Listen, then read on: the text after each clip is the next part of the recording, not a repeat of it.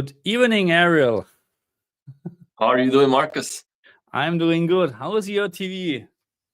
I'm not asking. Well, Just forget I have to replace it one more time, man. It has been a mess, but hopefully I will get a good one this Monday. Oh. I'm getting the replacement this Monday.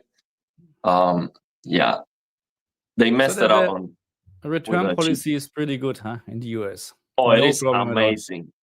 Amazing. I mean, I called them and they told me literally, you can exchange your TV how many times you want. We don't care. Like just like that. Like literally. You're crazy, huh? Crazy. It's amazing. I mean, I wish that really this is the last time I wish, because then you can start playing games or whatever, you know? It's not, yeah. Let's see what's going on. And I really want to see this TV. I haven't peeled it off yet. And until you peel off, you cannot see all the brightness and everything. Yeah. So I'm excited to see it. So what are we doing today? Well, let's see what are the best HDR games of 2024. Okay. Not an easy choice. I was going through all the releases, and it was difficult to choose some good nominates. So I think it would be the best would be to have a poll, so you can guys vote, and then at the end of the stream we can crown a winner. Okay, so you decide what is the best HDR game of 2024, and I think it would be fair to not include mods or auto HDR, because we're talking about what the developers did. So what is the best HDR game that the developers delivered, not something that we have to fix. Yes, after you fix Cyberpunk, it looks amazing, but that's not what they did. So I don't think that's fair. I fully agree, and that's why the list is not very long. But we can do this. So I'm waiting for a couple of maybe suggestions from the comments. We have our own ideas, of course, and then when we have a couple of, we put a poll together, and let's see what's coming out. Yeah. So I would like you guys to read some of the options that we posted, and if we are missing something, let us know so we can include that. I was talking with Marcus before we went live, and I think we have to take out Dragon's Dogma 2. The reason why I included it is because the contrast was good, and I just played the beginning of the game, and I'm like, okay, I haven't seen any highlights yet, so maybe they will come. But Marcus was telling me, no, that there is something wrong with the peak brightness, and they haven't fixed that yet. Yeah, I don't think so that they have. I'm not sure, to be honest. I have to try it, but I never read any patch or whatever that they fixed it. And it's weird because when I saw that the options, the HDR settings on the game were the same as Resident Evil Village. I hope it was gonna be the same. Resident Evil Village was very good, but no, it seems like they have an issue with it. Whatever, I don't know. So let's try. We have already a couple of here, like hello, great. The boys, hello, happy holidays to my peeps. Here, this one is good. Best HDR game is Barbie Horse Adventure. I thought the first part was actually better. Anyway, now and we have this one here already. Marcus is the G4 better than the S95C. I really like color accuracy on natural colors more. I can't say it yet. I'm happy with the TV, but Game Motion Plus on the Samsung is just a very nice feature. Anyway, let's see. Of course, the display you're using for HDR matters a lot. Of course, one of these OLED TVs is definitely the way to go to really appreciate the HDR. Yeah. So the plan for the G4 coverage, which starts next week. So I start recording maybe this evening or maybe early next week, is really doing a CX G2 G4 comparison, because it's that's, I think, because maybe most people want to know, hey, if I'm upgrading from a CX, is there a difference? Can I see something? And then I will try my very best to compare the S95C versus the G4. That's a little bit difficult because of I hope I can manage that the TVs are not looking different on the camera, because then you have, because if you don't like, let's say for an example, a reddish picture or a bluish picture, then maybe you tend a little bit more to a different TV. But yeah, anyway, let's see. I think the only way you can mitigate that is record them separately and then edit together. That's the plan anyway. So the plan is, I think, to start with the G4, set the camera to the G4, because that's, I wouldn't say the reference TV, but the probably the best what I have at the moment in terms of brightness in the house. I'm not sure if the S95C is as bright, but I set the camera to the to the G4 with all the settings, and then I don't change the settings. Because if I would, let's say, use auto ISO, then it would adjust the brightness and the TVs would look the same. This is not the point, you know what I mean? So, but let's see. Looking forward. Yeah, so I think you have to first see which one is brighter to adjust the camera for that, so it doesn't look blown out. So then the other TV is gonna look dimmer. Yeah, and they will look dimmer. I have to say, when it comes to the color accuracy, because we have two questions already about that. I tried the S90C, S95C, and S90D. The BD2020 was not calibrated for the 90C and 95C, and it still looks fantastic. And that's what I use on my S90C. You just have to tweak the settings a little bit, but definitely you can tell the difference with the S90D. And I think it's gonna be the same with the S95D. They did calibrate the BD2020, and it shows the skin tones look very natural. I've never seen anything like that. So it's the best, most natural skin tones I've seen. So I don't know about accuracy because I don't have instruments to test that. But the G4, I should expect the G4 to look more natural when it comes to the skin tones, better calibrated, because the S95C was not calibrated at all. I mean, I haven't tried to test it actually with a colorimeter so far, but when I'm watching reference material, it looks amazing, absolutely amazing. So there's nothing I would like to change, in terms of colors, in terms of any setting. Out of the box, the filmmaker mode in HDR is just wow. No point to change anything. So let's go through so again, G4 and stuff like that, videos are coming next week. And starting with CX G2 versus G4, and then G4 versus S95C. But that's a very hard duel, because Game Motion Plus is just a deal changer for me on the Samsung. Yeah. So let's go. So he said Horizon Forbidden West, but this was not released. See, that's the problem. It was released for the PC, but it's not really a new game. You know what I mean? I agree. It's one of the best HDR probably what you can get. But it's not released this year.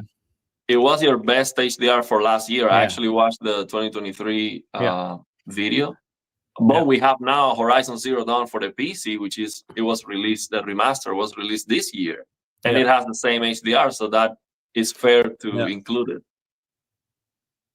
Absolutely, yeah. I can't answer this question. Hey, Kyle, will Cyberpunk 2077 look and perform better on PlayStation 5 Pro? It will probably perform a little bit better, but it depends what they're using in terms of... It can look better if they're using dynamic resolution stuff and whatsoever, but I wouldn't give it too much, to be honest. To be very honest. He wants to hear... Sorry, I clicked as well. No, I was going to ask you if a Stellar Blade supports HDR, because someone was mentioning a Stellar Blade. It does? No, I'm asking. I don't know, because it's not on PC yet. Shit. That's a good question. Oh, really? Because you tested the I can't remember. And all of that. I can't remember. Is Stellar Blade supporting? Wait, we find out. So Bimov is asking, no, I want to hear from Marcus. He has now both because of E4 color and accuracy. Yeah, Stellar Oh, Blade, yeah. of course, supports HDR. Oh, of course, I made a nice video about this.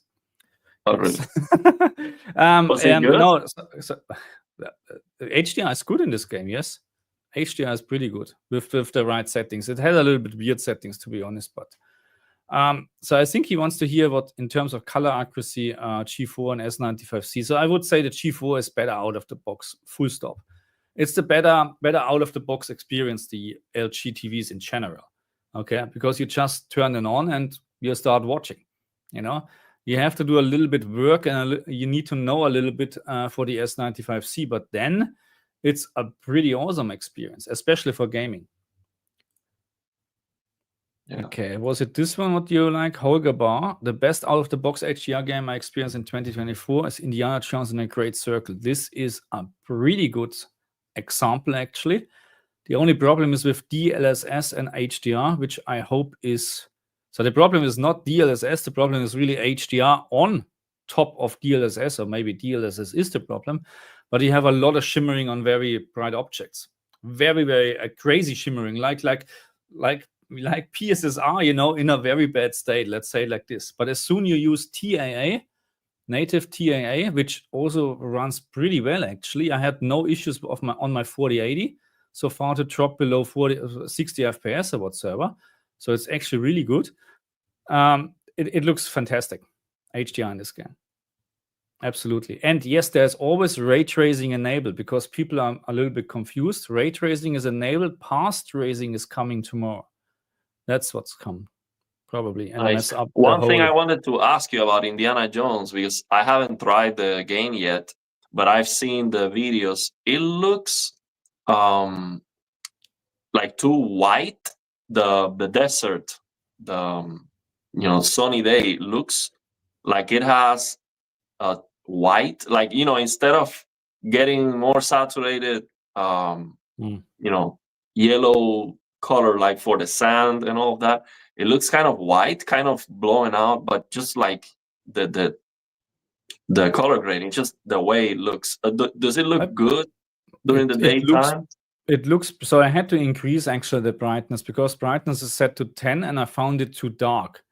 So with HDRG enabled, I found it too dark because it just you in the Vatican City, for an example, it's broad daylight, and it looks too dark. You increase this slightly to 15, 20 maybe, and it looks much better. But of course, it will brighten up all the parts. I know what you mean. So color grading probably is a little bit off, because they should just increase the brightness and then do the color grading. So it's probably they did the color grading with the lower setting, and that's when you increases the color maybe fading out a little bit. That's probably. Yeah. Because one thing I noticed with many games is that the sun should be more orange sometimes, and they change the color of the sun if it's brighter. If your TV does that because it gets a little bit washed out with brightness, that's okay. But if you have that from the source, I think it gives you a washed out look to the whole thing. Yeah. So Xbone is writing though, G4 is dimmer in game mode. Rec 2020 color volume way lower than QD OLED. No thanks. So I have to test if it's really that. So it is dimmer or not as bright as the S95C, clearly. But the problem is and we're talking about SDR content. And with SDR content, you don't need a super bright display. I recommend actually 200 nits for SDR. And the G4 is more than capable of doing 200 nits. Almost every TV released nowadays is capable of doing that, OLED TVs. And in terms of Rec 2020 colors, yes, it's nice to have that, but where are the games to support it? You know what I mean?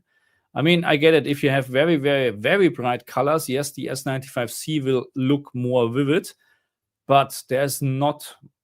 I would dare you that you actually see the difference on two calibrated TVs, G4 versus S95C, and you don't know which one is which, and we play a couple of games, I would dare you that you find the difference, or the QD OLED.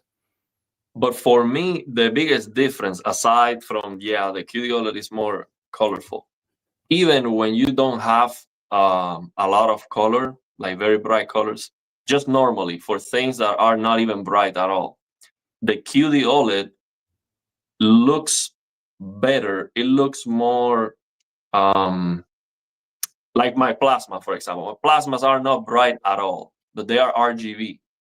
Okay. And it just looks more right to me. Like my LGC1, when I went from a plasma to the LGC1, I didn't like the colors at all. And I actually made a lot of videos complaining about that. There is something about that WRGB in the way the color science works that to my eye, it never looked right. It was always looking like there's something weird going on here. But yeah, once you get used to it, it does look great. But QD OLED has that RGB.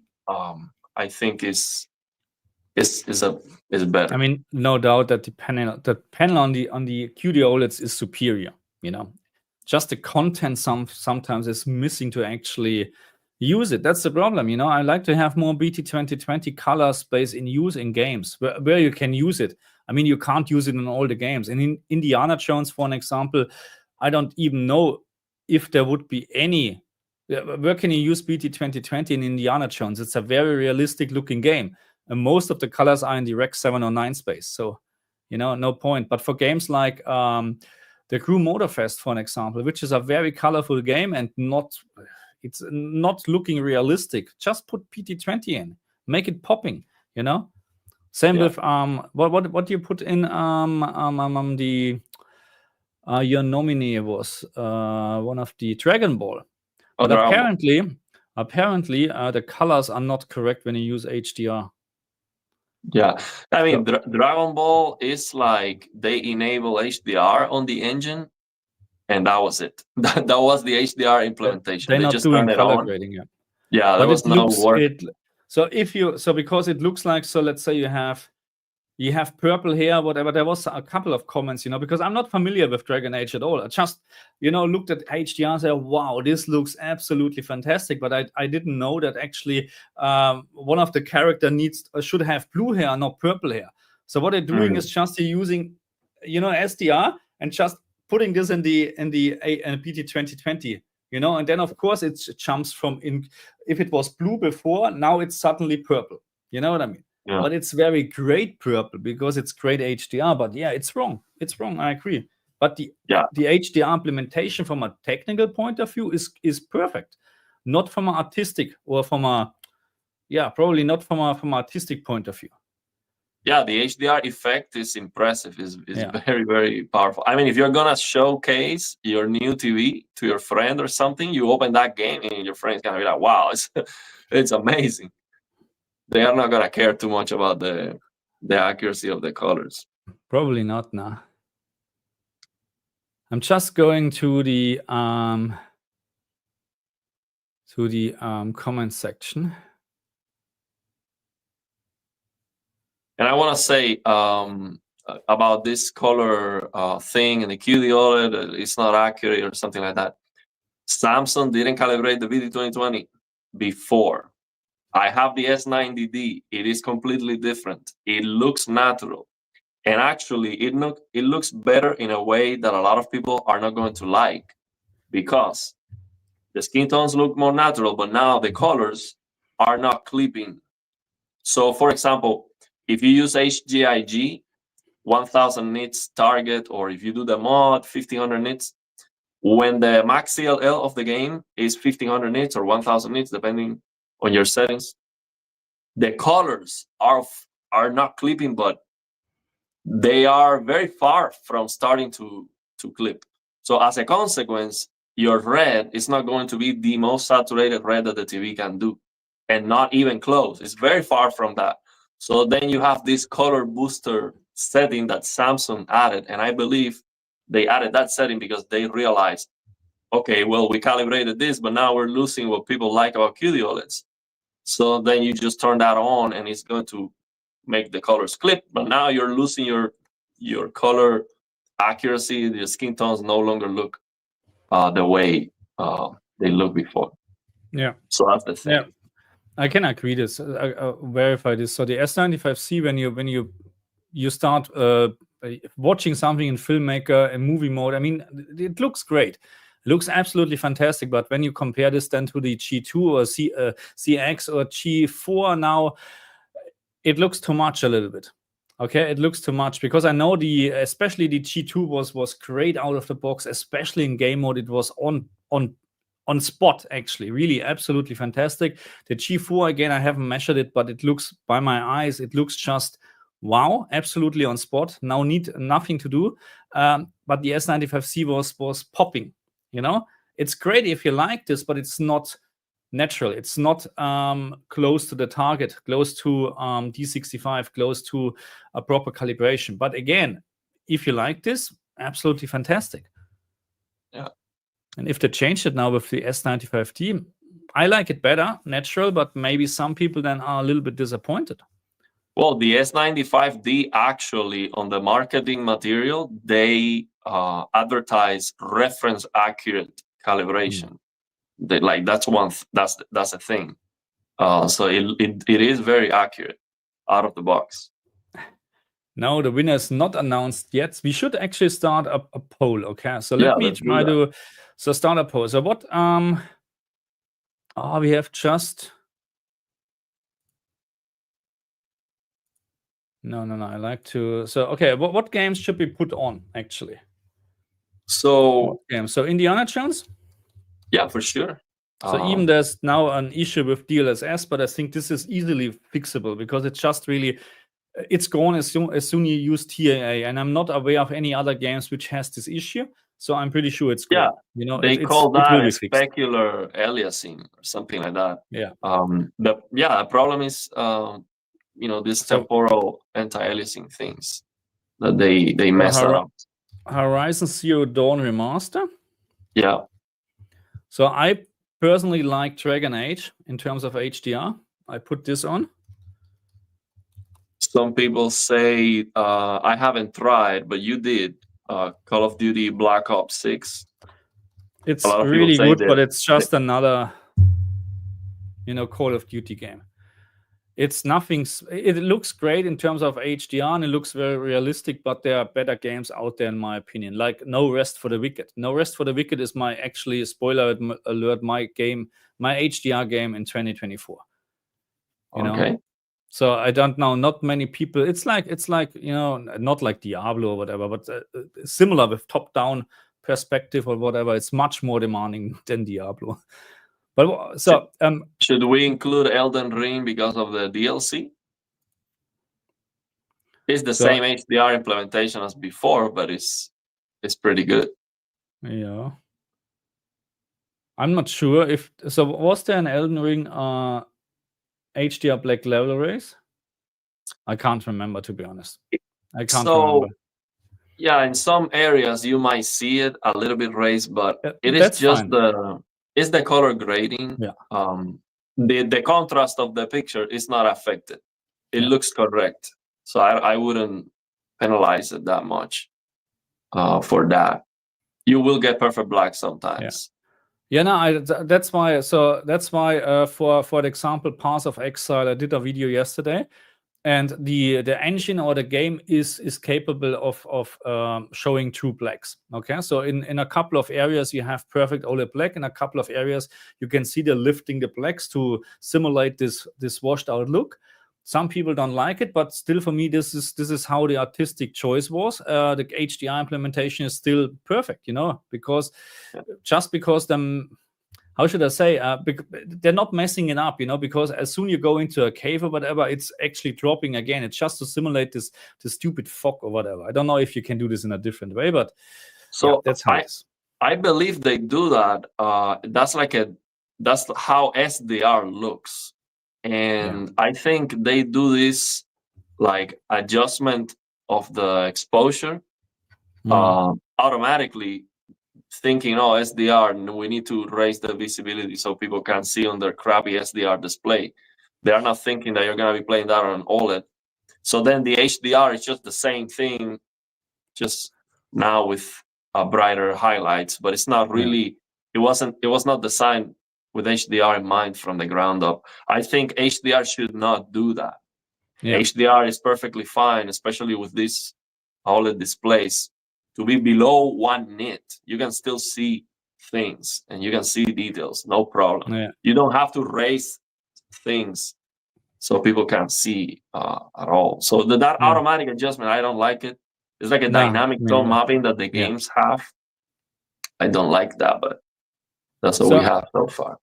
So I put now on, and this list is not sent yet, but not done yet. So I can just put actually 4 games on a poll, unfortunately. We can make another one. So I put in Indiana Jones, Horizon Zero Dawn Remastered, Dragon Age, No Rest for the Wicked. So should we change anything, or what?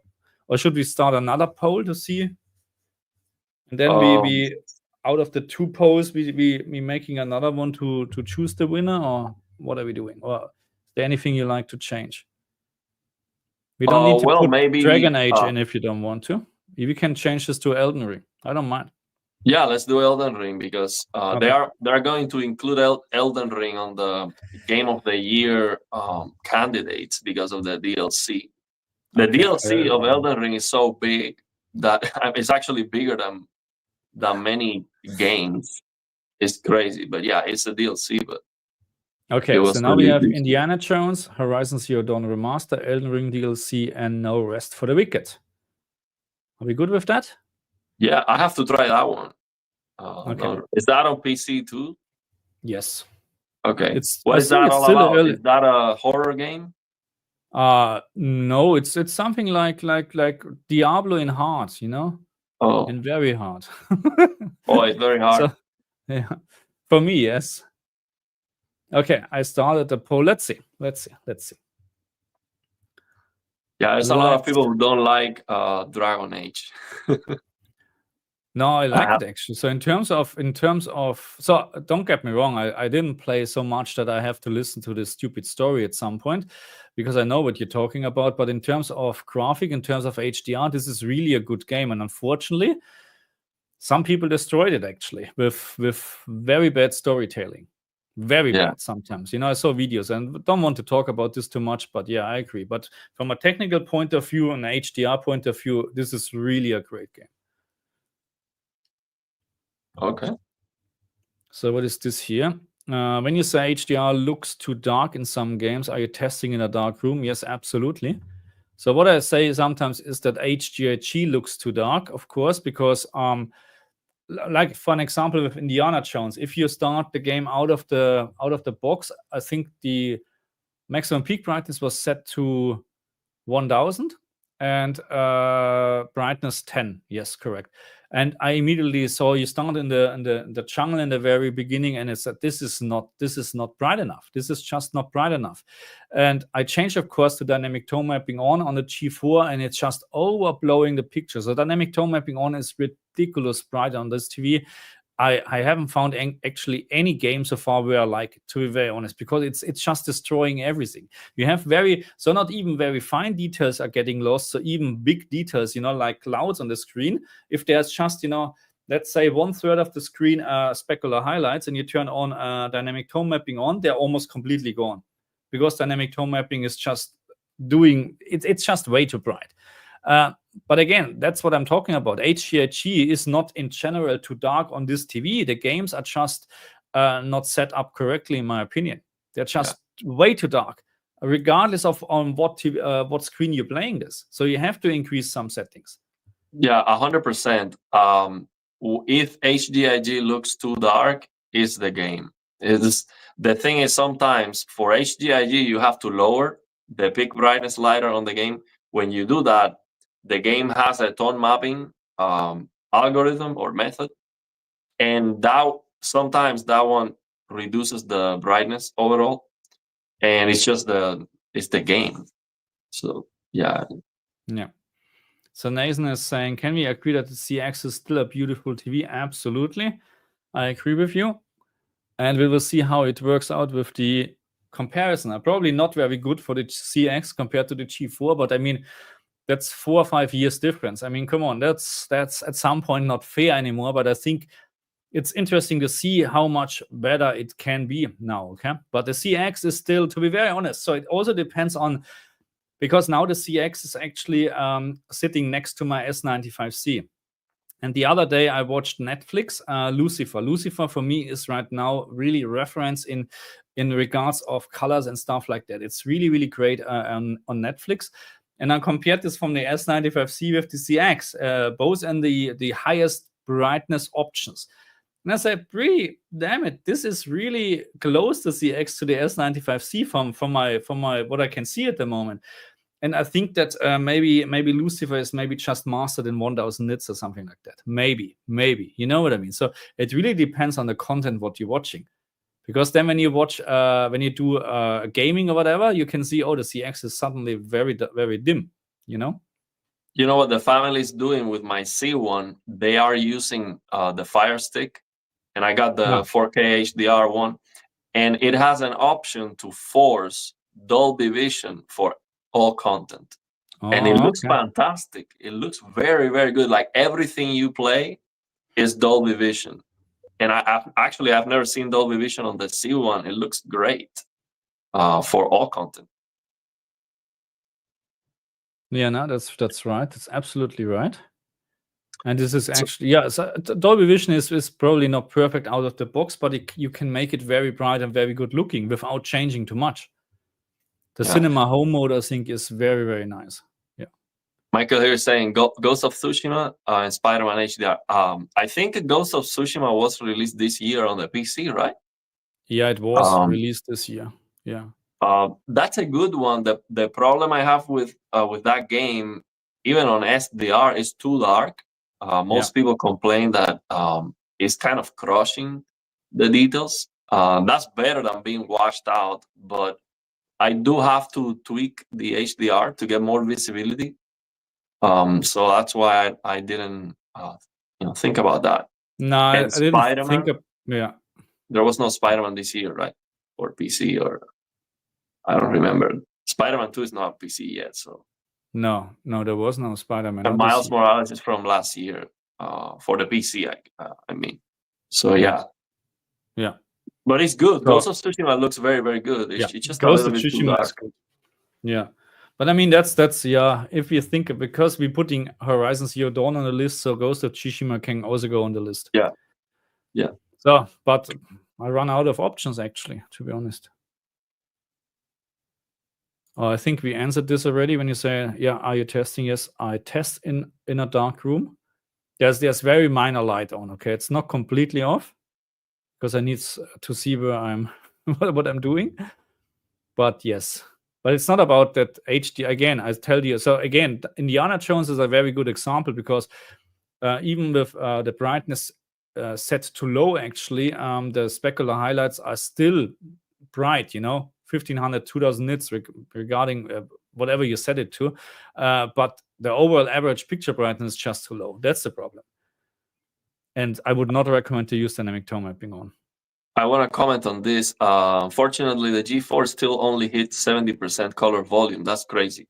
So here's what I think, man. If you already have a technology, let's say you have, a WRGB OLED, get something different, get a QD OLED. You already have a QD OLED, then wait for something different to come out. Because these minor improvements year to year are not the biggest.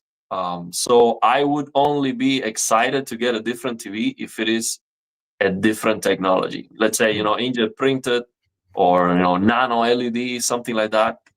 Because WRGB has the same, color gamut since the release.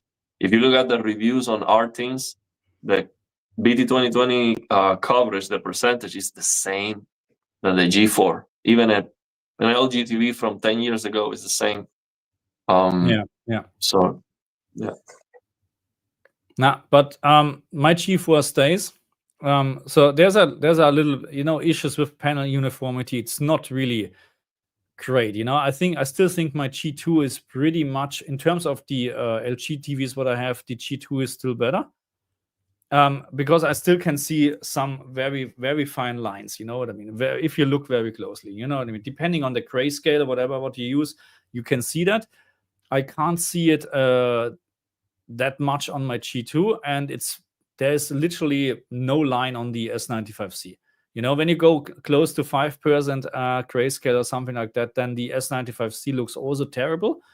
But I mean, that's really already on a level where there's no content, where you can see this actually.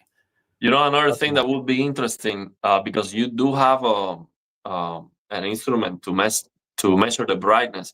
It would be interesting to see the uniformity. Like if you have a completely full white screen, measure the center and the corners of the screen to see what's the difference between the G4 and S95C. Yeah. The uniformity of the brightness. I mean, what you can clearly see when you put, let's say, a 50% gray screen, a full screen on the S95C and the G4, the G4 is changing from greenish to white to reddish, something like that, the panel. The S95C is just gray.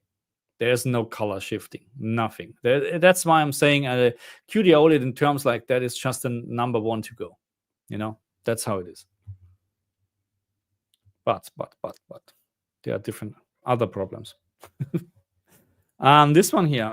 Do you need dynamic tone mapping anymore with the G4, or is it too bright, or is it bright enough to stick with HDR all the time? So I haven't used dynamic tone mapping on once to play or test a game. I turned it on, of course. I compared and I said, no, this is way too much. It destroys everything.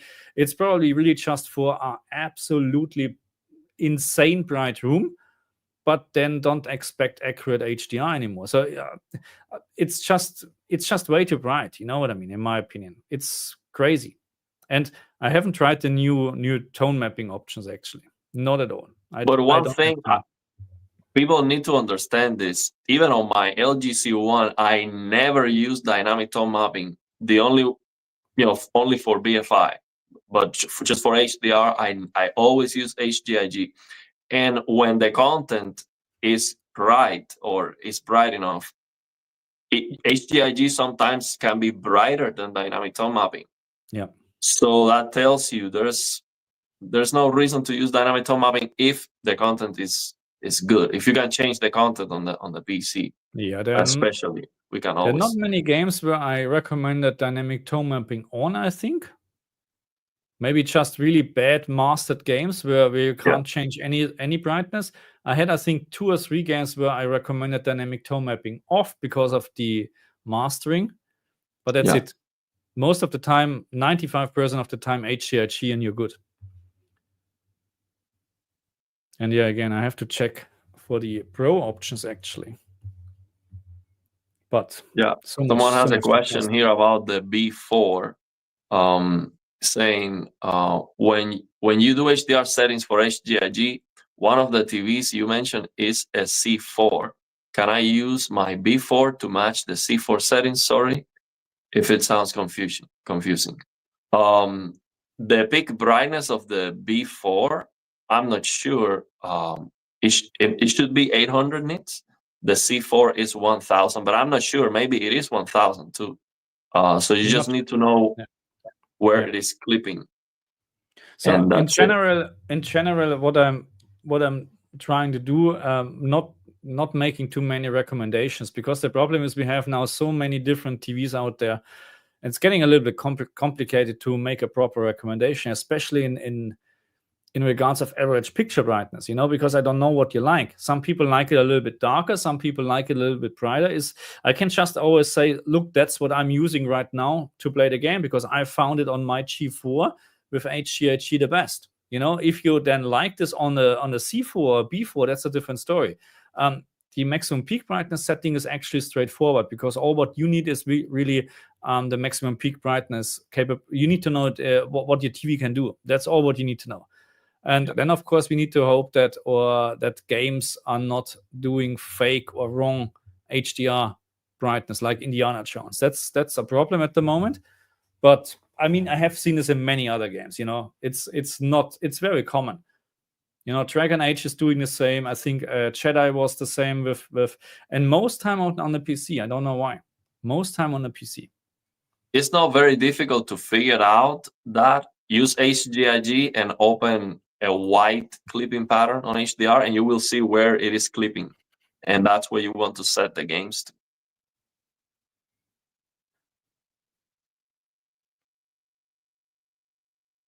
Okay, the Witcher 3 is actually really good with HDR in general. After the big update, what they have done. But that's from last year, right? Yeah, that's from last year. Yeah, but this is really good. Yeah.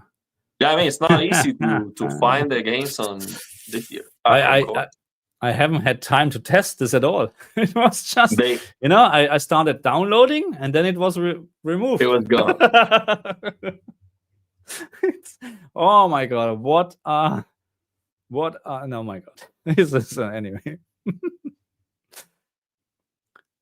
Shadow of the Tomb Raider HDR. This is also an old game, but yeah, the Tomb Raider games are great in HDR. Absolutely. Yeah. Oh yes, we forgot about this. I put this on my list actually. Hellblade 2 is I didn't like the game at all, but I tested the game and it was a masterpiece in terms of audiovisual quality. It's absolutely fantastic, and HDR looks great. But yeah, this is actually this should also on the list. Bloody hell! Why we can't just choose 4? I mean, my issue with Hellblade 2 was the chromatic aberration, forced. It looks blurry and all of that. Yeah. I was a big fan of the first one, but back then when I played the original Hellblade, I didn't know anything about this stuff. So I enjoyed the game, but now sometimes ignorance is a bliss. Once you know or you're aware about these issues, then for me it's like, if I open the game and it looks so blurry, so like that, I'm like, yeah, I cannot play this. So you can probably download a mod to remove some of that stuff, but the presentation is terrible. But yeah, the HDR was good. Yeah. Red Dead Redemption 2 HDR, unfortunately not released this year because it will win every year probably. It's a pretty good HDR implementation on the PC. I mean, on the consoles as well, but Red Dead Redemption 1 was released this year. The HDR was not great. There is a fix on the PC. This Reno DX HDR fix works very well. It improves the contrast of the game, so you don't have this washed out look. It's a good HDR, but if you have to fix it, we cannot include it on the list. Mikael is writing, Marcus, the bigger the TV, the more lasing and shimmering games increases. This is true. I mean, yes, if you have a bigger screen and a better screen, you see the issues more likely and much easier, of course. Yeah, that's how it is. That's why some people always, when I'm comparing games, you know what I mean, especially on the Pro, sometimes it's a little bit hard to see the difference when you play the game, but it's actually pretty simple when you switch between PlayStation 5 and Pro on HDMI inputs or whatsoever. You can actually see the difference pretty much. But if you don't have a big TV or you're just playing on a small screen, then it's of course hard to see the differences or the issues. Yes, so the bigger the screen, the more you see the issues. Absolutely. Yeah, people want to get cheap, big TVs. I mean, I saw an 85-inch LG LCD TV that was absolutely terrible, man. Screen size was great, but I've never seen anything worse than that. It was that bad. And it didn't support HDR either. It was very, very bad. We have this one here. Then, if HDR is too dark in the midtones, I'd be curious if you could switch to 100 nits SDR and compare brightness, because 100 nits SDR in a darkroom is plenty bright. Is it dimmer than SDR? So I personally find that 100 nits SDR in a darkroom is not plenty bright anymore. And the reason for that is that so the Xbox and the PlayStation 5 in SDR, the maximum output is 250 nits, okay? So they're using 250 nits for SDR, not 100 nits. So that's why my recommendation is actually use 200 nits or maximum 250 nits for SDR content to actually use the complete range what the consoles is offering. I don't know what the PC is doing in terms of SDR. RTX HDR, for example, has the midtones. It's 200 nits. They set the paper white, the midtones. They set it to 200 nits. And how do I know that? Because we have this RTX HDR tweaks that gives you like the config file where all the values are and everything. And you can see there that the midtones at 50 with RTX HDR, that's 200 nits. Okay. And that looks very good by default, in my opinion. No, that's fine. 200 nits is fine. 100 nits is now even in a dark room, I don't have the feeling anymore. You look at a bright picture, you know what I mean? That's the problem. So 100 nits is not in use anymore for SDR. This was a couple of years ago. So many comments about S90D and G4 and no, this is not gonna happening. So we're not going to I'm not going to the CES 2025 for sure not. Maybe at some point, but I'm not a TV reviewer whatsoever, and I just can't afford the price for the ticket and go there and stay in a hotel and whatever for doing 2 videos. Sorry, it's just I would be interested, but I'm trying to get some shows next year done maybe in Australia, because there are a couple of gaming shows here as well. Of course, not very big, but let's start with this, okay? And then actually, for me, it is not a crazy idea to go to CES because if it is in Las Vegas, I have family there, so it makes sense for me to do it. Go just for the family, and then by the way, go to CES, and so I have a place to stay and everything that I don't have to pay for. So I might do it, but I'm not sure about that yet, depending on the work and all that. Everyone never heard of No Rest for the Wicked and trend of putting up DLC. What is crazy that should be separated? Yeah, okay, maybe you're right. Yeah, we should probably have instead of the DLC or remastered, we should have what was the game we forgot about? Hellblade. But anyway, so No Rest for the Wicked is I mean, if you like games like Diablo, if you like games like Path of Exile, you should try this game. It's not the same game type, but the same perspective, or top down, and very hard in my opinion. It's not like a Diablo press buttons or whatsoever. It's really, really good. But yeah, not many people heard about that, unfortunately. It's from the Will of the Wisp maker. That's why HDR is just on spot in this game.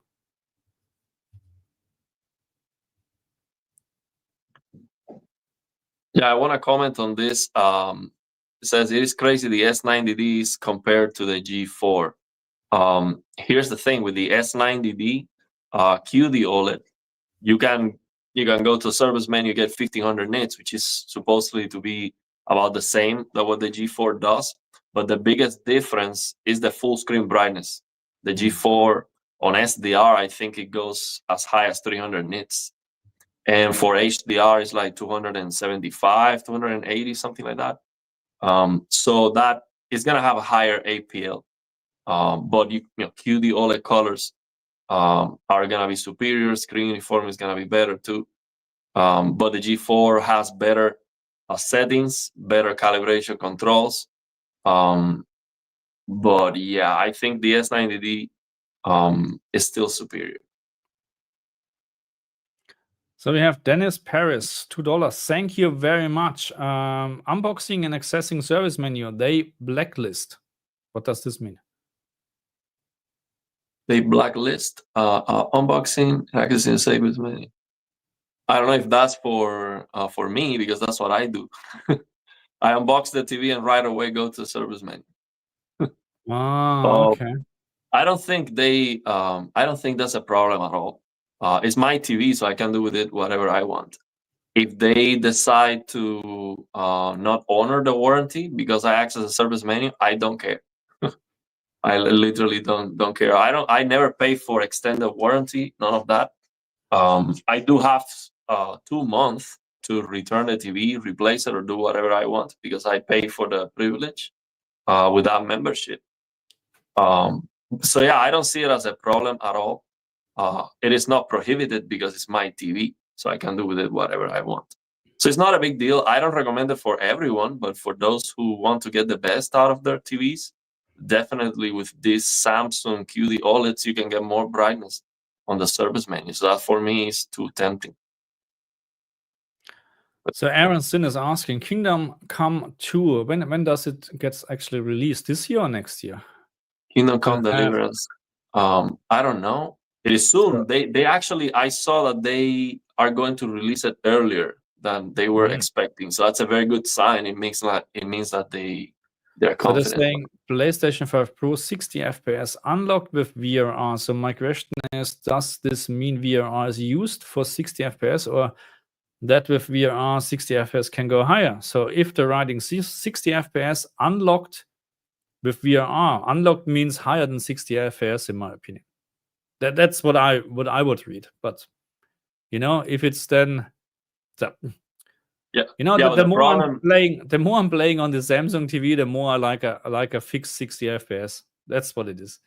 I don't need higher frame rate with Game Motion Plus. Oh, for sure. It will be better fixed 60 FPS.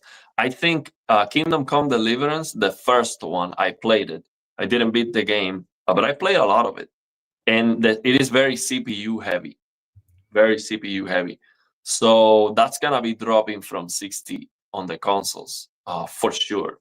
I mean, just the base Kingdom Come Deliverance, I don't know how that runs on the console, but I doubt it is 60 FPS locked.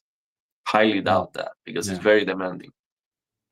Yeah, I'm not sure if I'm actually played the first part. Maybe I did, but it looks very good. It's a beautiful game. It doesn't have HDR though.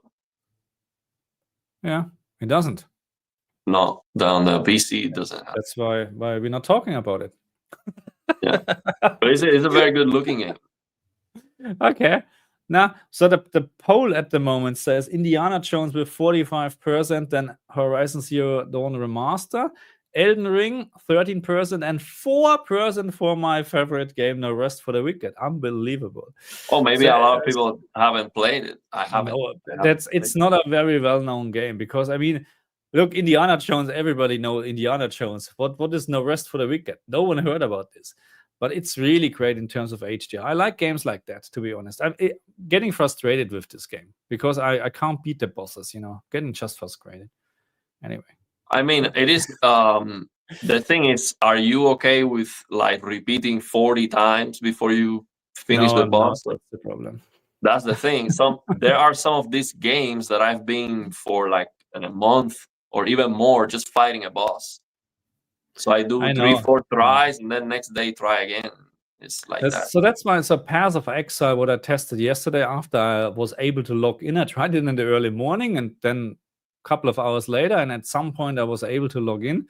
It's really a good mix. So Diablo 4, in my opinion, is way too easy, It's way too easy, because I'm not dying a lot, Just if you really don't pay attention or whatever, then you die. But Path of Exile, I died a couple of times, and I tried a couple of bosses a couple of times, or not big bosses, and you have to try them 4 or 5 times to understand what's going on. But that's fine, but not 40, 50 times. Really not. I'm going crazy. You play that with mouse and keyboard or with a controller? No controller, mouse and keyboard. I can't play with mouse and keyboard anymore. My hands are just, they're just like this. I tried it. I can't play Call of Duty or whatever, or Fortnite with mouse and keyboard. I can't do it anymore. I would need to practice, It's really crazy. Yeah, for me, it's the other way. But the thing is, to play with mouse and keyboard, I need a desk. And, playing with these big TVs, I'm sitting on a chair. But he's telling, because he spent all his money on TVs, he can't afford a desk anymore. So we need to, okay, let's get to IKEA and let's get Ariel a desk. Yeah, I might get a small desk in the future. Yeah, of course you need a desk. Yeah, of course. Max, how are you doing? How are you doing? I watched this video going to Best Buy. You have a nice Best Buy there in Michigan, I think. It's bigger than the one I have here in Kansas. They have a lot of high-end audio stuff and all that. It was a nice video. Thanks for being here. Julie is asking, what TVs do we have behind us? What TVs do we have? So I have the S90D and S90C, 65 inches. And you have the G4, I think. That's the G4. Yeah, that's what we have. And many more. Not in the picture. Yeah, I have the C1 and the Pioneer Kuro here. Oh my god, yeah. Yeah, you need to have a wall, you need to have a wall with all your TVs. You know what I'm gonna try to do? I'm not sure if my GPU can output 3 displays. I think so. I'm gonna try to have the 60 inches Kuro in the middle, and then the 265-inch to have the 3 displays, just to get a feeling for that setup. Because I'm definitely going to try to get another 65-inch QD OLED maybe next year, and so I will try that surround setup with a 5090. Yeah, that's what I want. Again, hey, what's up? We're a little bit late with all our comments again. So because so many people again, thank you very much for this, for watching us. So right now the poll or for the best HDR games, what we put on, almost 50% for Indiana Jones, 33% for Horizon Zero Dawn, 13% for Elden Ring, and 5% now for my game No Rest for the Wicked. So again, I would strongly recommend to give it a try, No Rest for the Wicked, because it's really, I like it. I just like it. And again, it's from the Will of the Wisp or Ori and the Will of the Wisp maker, the same developer. Oh, it's the same developer. Oh, that's why it has great HDR. A lot of people tell me that those are great HDR. The settings are stupid again, because it's not that simple to figure it out, because you have to do exactly the same BS as with Ori or Will of the Wisp. I can't remember. One game had HDR, the other one hasn't. So you need to increase the contrast and decrease the brightness, or was it the other way around, to have I don't know, the best outcome. So this is still stupid. I don't know why they have done this, but if you know this, then HDR is on. Oh my god, it's really nice, especially on a great TV. And with all the weather effects, this game looks amazing. Nice. Okay. So, I click on this one. I'm considering from a 43-inch QN90B. You had that TV, right? That's the TV you have? QN95B. Oh, you had the 95B. 65. Also with the One Connect box. Oh, okay. Yeah. So to a 42-inch LG C4, is the change worth it, considering the difference in brightness and colors? QN90B is considerably brighter and has greater color space. If you're concerned about that, when you come from a very bright LCD, and Marcus can tell you that because he had that TV, it was 1500 nits, right? The one you had, the 95? Even a little bit brighter. Brighter than that? Yeah, and full screen, how much was that? Oh my god, ridiculous. I don't know. I'm not sure if I measured it. Wow. So you're not going to be happy with that. Less colors and less brightness. You get the perfect blacks on the C4, but the thing is, at 42, 43 inches, you don't have QD OLEDs. That's the thing. And you don't have the G4 either, right? The G4 is 55 inches, the smallest one. I think, I'm not sure.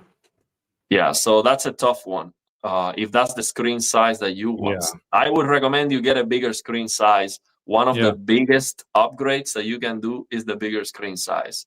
So I would get a 55-inch QD OLED, S90D or S90C. Not the S95C, S95D, because it has the matte finish. So that's what I would do. Get a bigger size and get a QD OLED. Yeah. No, it's definitely better. Bigger is better. We're just reading this one here. That's what he meant, probably. 50 character limit. Will be careful, okay? With your unboxing and service menu and stuff like that. I think they don't. Yeah, because I think when it's $2 donation, you have 50 characters probably to write. Yes, I think so. Yeah. There's nothing to be careful about, man. It's not a big deal.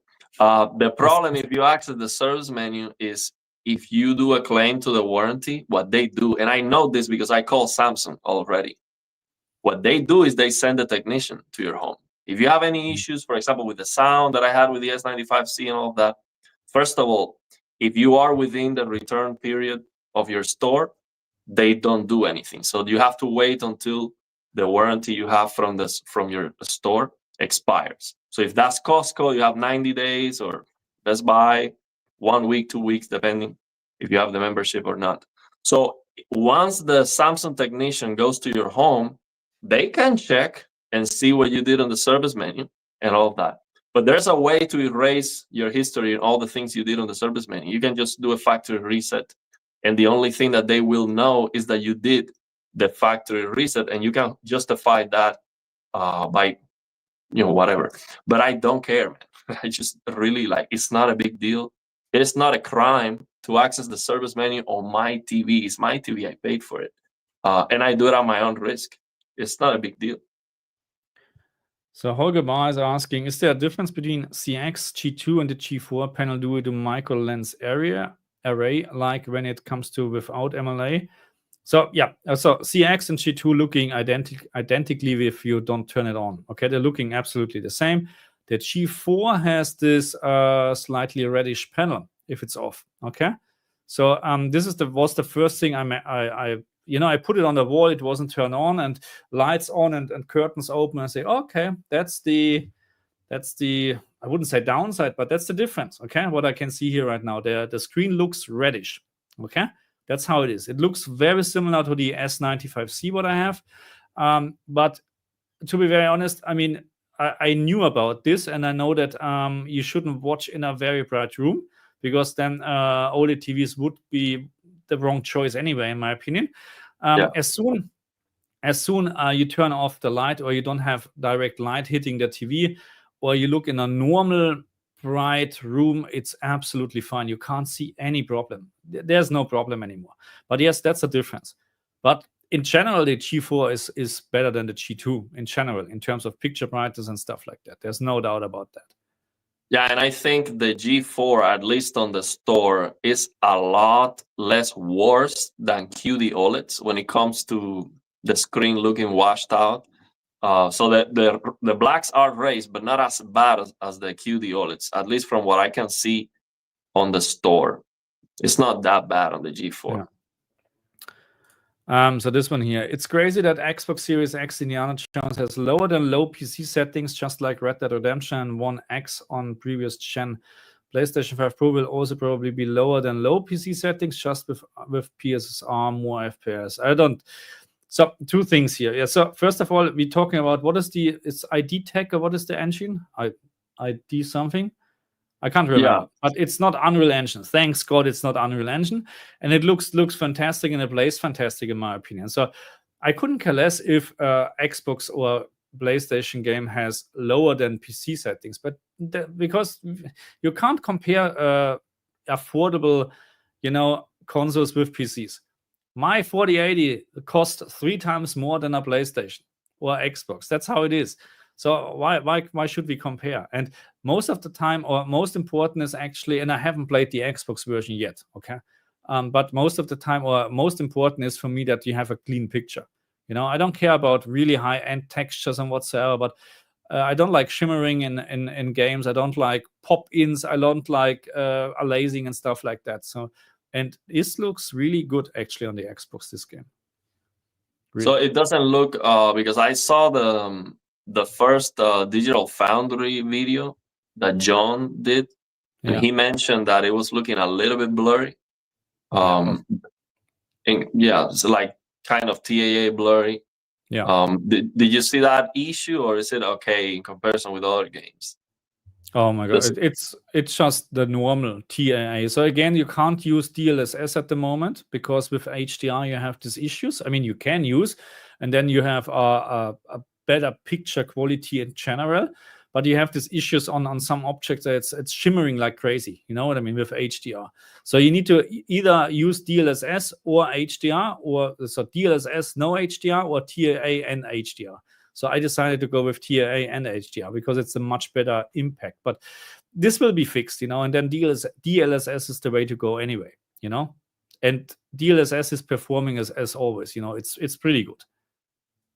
Okay. So no problem. And with PSSR, more FPS, I wouldn't be careful with that. We have seen PlayStation 5 games when you enable PSSR, and most of the times you lose FPS. Most of the time you lose FPS, okay? That's how it is. The only way, because the thing how PSSR would work, you can use a lower internal resolution because of PSSR, the upscaler. You get maybe a better picture quality out, and if you're lucky, you have a little bit more frames per second. The best example is The Last of Us. With use of PSSR, we more or less the same. We have the same FPS as with the base PlayStation 5, but we have a higher picture quality. So we're not gaining any frames per second. We're actually getting more picture quality, which is fine. Okay. Let me answer this question here. Hey, everyone, for Ariel, you talked to FOMO about primary colors clipping below on reference monitor. Did he say by how much? A certain percentage, maybe. Thanks. So he said that on the reference monitor, I asked FOMO because he has the Sony HX3110 reference monitor. And I asked him, when you have the monitor set to, there's a 1000 nits mode, a 4000 nits mode, the white is, of course, clipping at the target, 1000 or 4000. But what about the colors? Are the colors clipping before, after, or right perfectly? Because it's a reference monitor, so all the colors will be clipping perfectly at the target. He said primary colors are clipping before the target. So here's the thing. I don't believe that's ideal. I believe ideally everything should clip at the target. Now, that might not be possible for other reasons that I'm not aware of. But for example, on the S90D, the colors are clipping way after the target, way after. So what is the problem with that? The problem is you never get the maximum color saturation on the games, if that's the case. It's that simple. So you need the colors to clip either at the target or maybe a little bit before that, but no, not way after that. So I still believe that ideally everything should clip perfectly, but maybe there are some colors, maybe not red, green, and blue. Maybe there are some colors that couldn't technically, ideally clip there, because if red, green, and blue are clipping there, maybe. But I don't know. Is the thing. I don't know about that, but it's all over the place. Is what I see with these TVs. So Michael is writing, Marcus and Ariel, the PlayStation 5 HDMI cable reaches 32 gigabits per second. The VRR never gave me fixed 120 hertz, but it went down to 7090, max 110. I changed the HDMI cable with 8K 48 gigabits. Now it gets fixed 120 hertz. This doesn't sound right to me. Does it sound right to you? So the PlayStation 5 cable, what is included with the consoles, is a more than capable HDMI 2.1 certified cable with much more than 32 gigabits. Okay, so and we need to stop with this crap anyway, because even my old 10-year HDMI cable I can use without any problem on my PlayStation 5. Okay, so it's really about the quality of the cable. There's not a 32 gig cable and whatsoever. They're testing this for this speed, okay? And the longer the cable is, of course, the more problems you have, because it's still electrical, or it's still a signal what needs to be sent, But the PlayStation 5 cable is fine. I don't understand why you want fixed 120 hertz with VRR anyway. This doesn't make sense, because VRR is not fixed. VRR is all over the place, all the time. If you have now fixed 120 hertz, then you don't have VRR. That's what So it doesn't sound right to me at the moment. Or like you showed on your videos, when the game drops below the minimum VRR range, then you see 120. Yes. So you're getting like 40 frames per second. You see 120 hertz or FPS, but that's because you are out of range for the VRR. Yeah. So, but this doesn't. So maybe we're missing something here, but this doesn't make much sense to me. So it's not the cable. It's not the cable, because no. So you will see picture dropouts, but there's no way that a cable will tell you it does not support VRR. No way in the world a HDMI cable will tell you this. So you will see picture dropouts or something like that if the cable can't provide the speed. This one here, playing an RPG with controller is blasphemy. So the only so I played Baldur's Gate 3 on the PC with mouse and keyboard, because I found it better, because you have so many things to do, and it's just way better after some time with mouse and keyboard. I fully agree on that, but the rest is just no, I can't do it anymore. If it's a fast game, I need a controller. But Baldur's Gate 3 has a different HUD elements and everything if you play with controller, so which is great. They thought about it. But I know it's really great for console, and it's really great, but still, of course, it's not as good as keyboard, because you have your task, with all the buttons, what you can just quickly press. It's way easier. But that's how it is. I can't play. What I like about the controller in Baldur's Gate is that I can actually move the character like if it was a third-person game, and you cannot do that with mouse and keyboard. And I prefer the way I move the characters looking like a third-person game. But I didn't play Baldur's Gate too much. I wanted to comment on this one. Hey guys, just join in. Which games have you played that have wrong or broken HDR that you had to fix it through mods, and all then it looks amazing? All of them. No, not all of them. Well, hey, if you like to see really great HDR, you need to play this test drive game. Yeah, Solar Grown or whatever. I was like, whatever. Anyway. Yeah, most games, I see something wrong with it, and I have to fix it with Reshade. Actually, I installed Reshade before I even opened the game for the first time. Just by default, I install it, and I always use it for something, to fix something. Yeah, but most of the games are really not good. But we have a couple of examples, like in our poll. Indiana Jones, pretty good experience out of the box.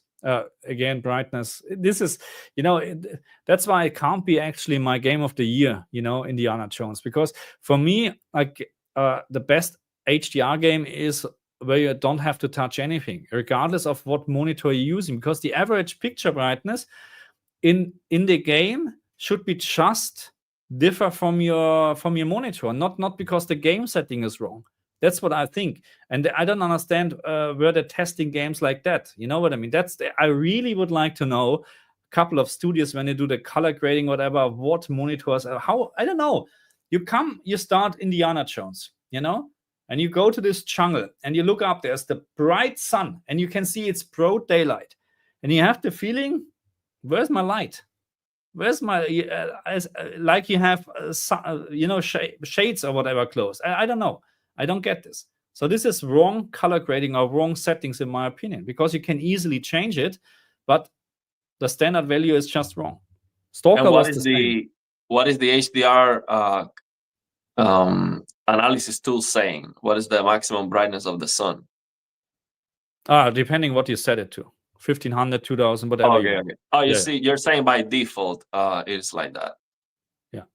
Yeah. So default was 1000 nits, and then you end up with 850 nits. So I mentioned this in my video that it doesn't correlate, doesn't match up. But the same was with Jedi in the very beginning. Remember, it was 200 nits off all the time, and I think the higher you go, the higher it is off, because maybe the offset value or whatever is not right. Dragon Age is exactly the same. I don't know if they have fixed it. And it's most of the time on the PC. I don't know why. I really don't know why. Yeah, that's not good. I want to comment on this one. I tested S90D. The motion was better than S90C. Really good gaming TV.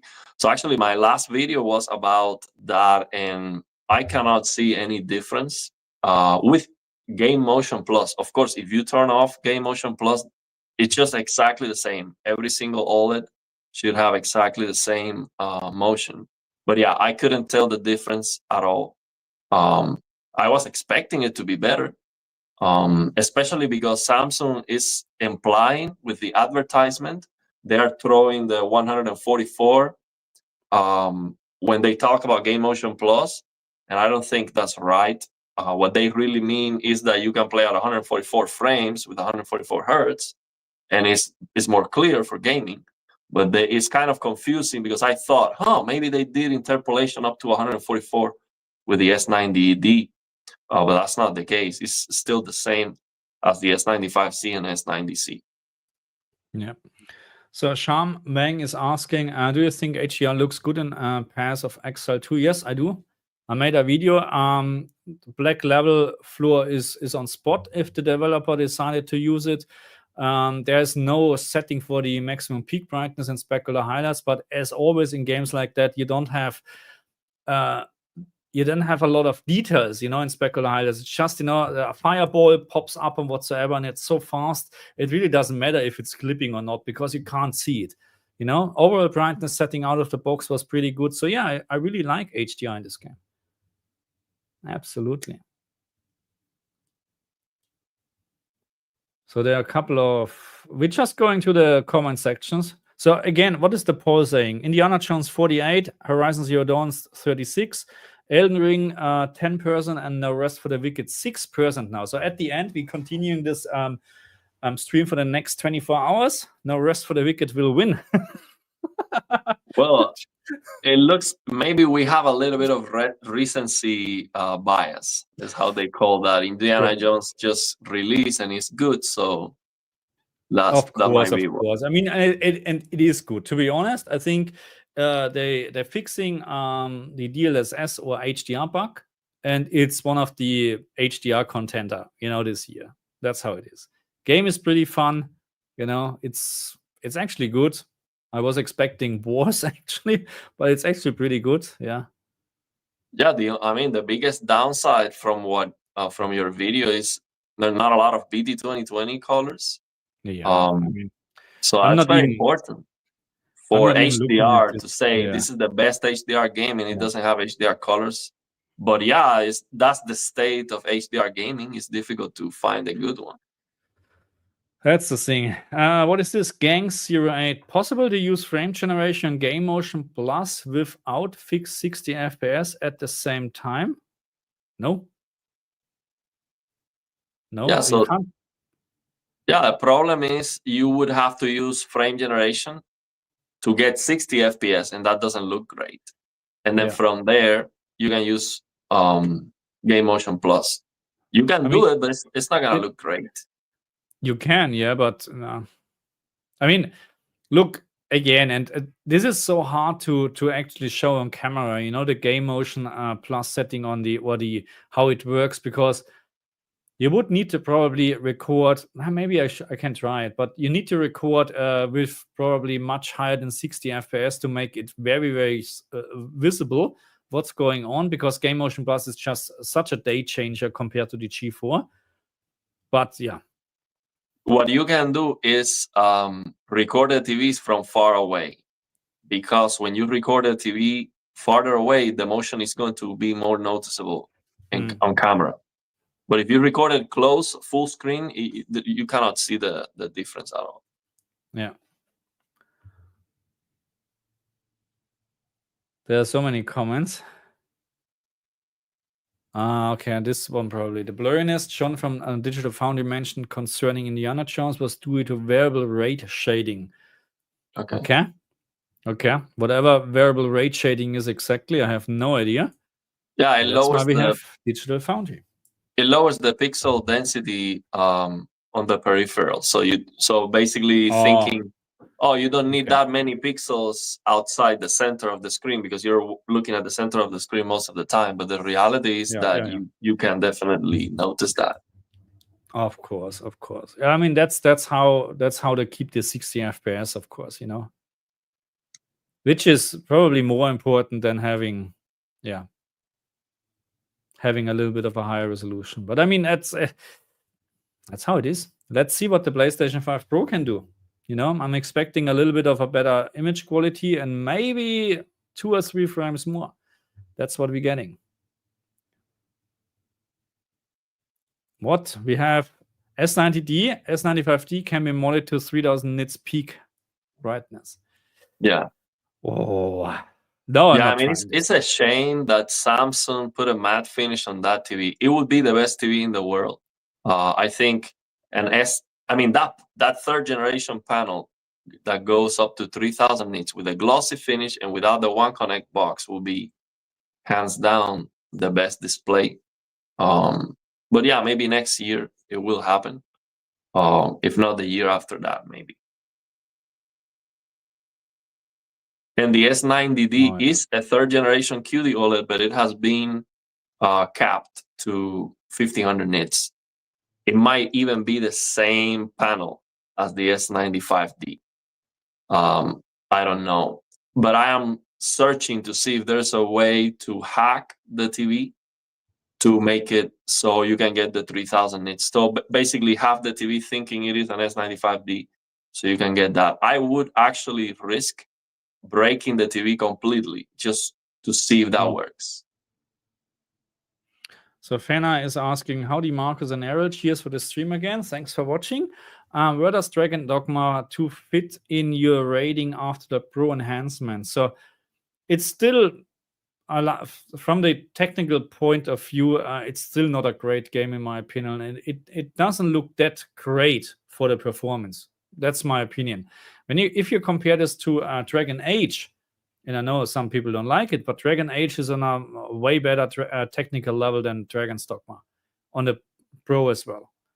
So which one is the better game? I don't care at this very moment. Just from a technical point of view, Dragon Age is better. Okay? That's my opinion. Oh yeah, Dragon Age, Indiana Jones is great on 4K, 4080. S90, yeah. I like it. I like the game, and it runs pretty good with TAA, again, because I can't use DLSS at the moment. It runs pretty good in with 60, 70, 80 FPS with full settings, actually. But we will get path tracing on Monday, on Monday, tomorrow, which probably then ruins everything. But let's see. Let's see.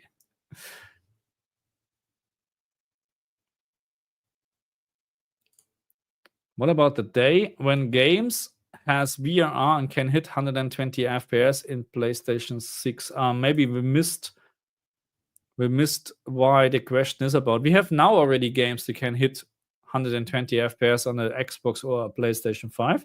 So that's not a problem. So there will be no difference to PlayStation 6. This one here. Does FreeSync do the same as VRR? If so, why could the display still have tearing? This can have different options. So tearing can be a game engine problem. We have seen this a lot of times in Jedi. Also, Dragon Dogma has some screen tearing depending on what's going on the screen. But it basically, NVIDIA, what is NVIDIA's solution? I forgot about this. Shit. The G-Sync. G-Sync, FreeSync, VRR, basically all the same. Okay, so there's of course differences. FreeSync is, I would say, the best out of it because first of all, it's for free, and you can even use it on HDMI 2.0. Okay, so that's why some AMD graphic cards. You can use it with all the AMD graphic cards without any problems. Okay, so FreeSync is the better technical solution in my opinion. VRR is the worst because it's just 48 to 120 hertz. That's what PlayStation 5 is using, unfortunately. FreeSync is used by Xbox, and that's why you have a superior solution on the Xbox in terms of VRR solution overall. G-Sync is NVIDIA, and you pay the price for it. But not anymore. Even now, the NVIDIA cards are supporting FreeSync, so for a reason. Oh yeah, Avatar was also broken with HDR peak brightness. Correct? Yes. I think it's still not. Avatar is terrible on the PlayStation 5 Pro now. Terrible. I don't know when this fixed it. I haven't heard anything. Was it fixed? Did they remove this PSSR already? I don't know. I can't get over this. How can you release something like that? I don't know. I still have to try it on the PC. They say it's very good. It's a beautiful game if you have a 6090. Really? Yeah. No, it's really beautiful. I'm gonna get the 5090, by the way, if I can buy it at release, because it's gonna be very difficult to get, as always. Unless it is more than $2,000, but at $1,800, if I can get one, it's ridiculous. I'm gonna buy it. That's probably more than $4,000 here in Australia. It's a lot of money. My first car I bought here was $5,500. It's just not normal. Wow. This is just not normal. No, I can't sacrifice so much money for a GPU. It It is depends if great. you need it for the channel or whatever. And yeah, No, of I course, want it for different story. myself. I don't think the channel will benefit at all. Like, people don't care if I play at 60 or 120. That's just for me. Yeah. Yeah, I don't do it for the channel. I want to have it. Yeah, my 3080 is still good, but I'm struggling with some games. Yeah, of course. I have a 3070 here, and it doesn't. No doubt about that. Come on. Yeah. This one here regarding Indiana Jones. Sean said the Series S was blurry, not the Series X. Okay, the X runs at dynamic 4K, so it's actually 1800p almost all the time, which is insane actually for the graphic quality.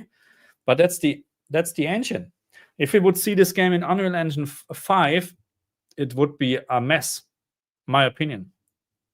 And it wouldn't be looking better, because people saying, oh, we need Unreal Engine 5, no, we don't need this. Go away with this. Maybe in 3, 4, 5 years, then we need this, but rather do Unreal Engine 4 games. Callisto Protocol Unreal Engine 4 is so much better than any Unreal Engine 5 games I have seen so far, apart from Fortnite.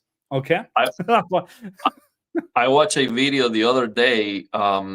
It was a reaction from Asmongold to a video criticizing Unreal Engine and TAA that is blurry and all that.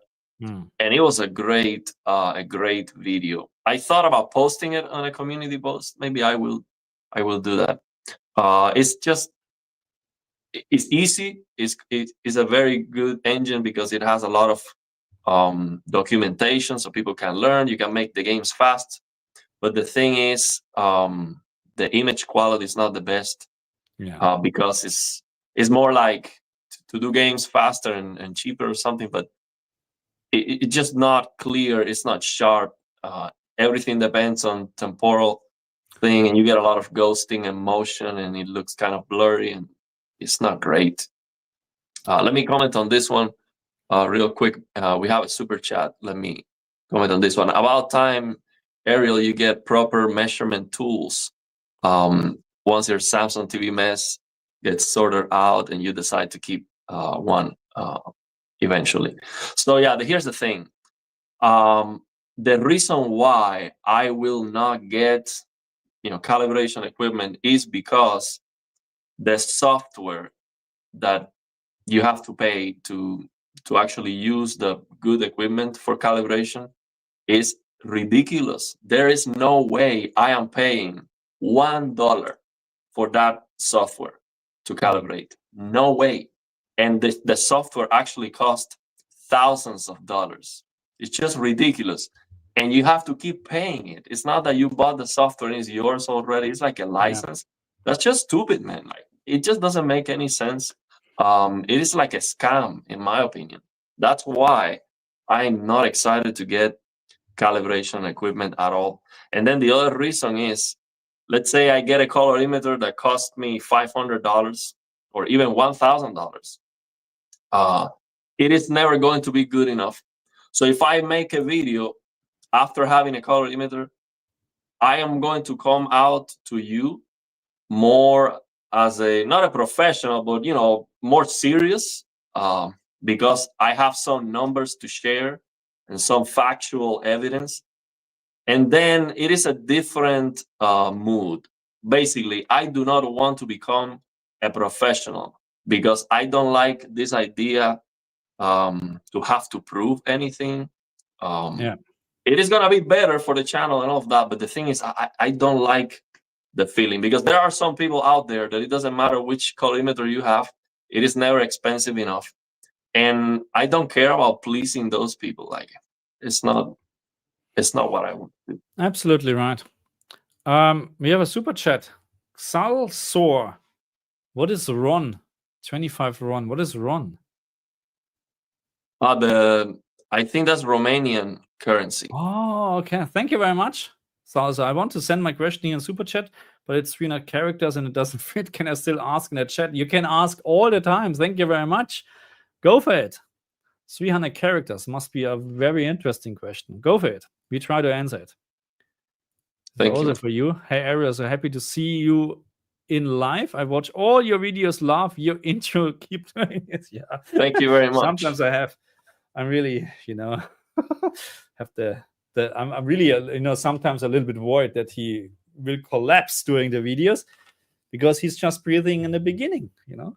Yeah, what I do is I lose my breath before the video. I completely lose all the breath. So before I hit record, and I need, it's like when you're coming out of the water because you were going deep. That's what I do. That's good. That's really good. So here, this one here. Unreal Engine 5 was a mess. Unreal Engine 5.5, not so much. I don't know about that. I'm not happy with Unreal Engine in general anymore. So let's see what the future brings, but it's just a mess at the moment. It's not good. No. There was also something, right?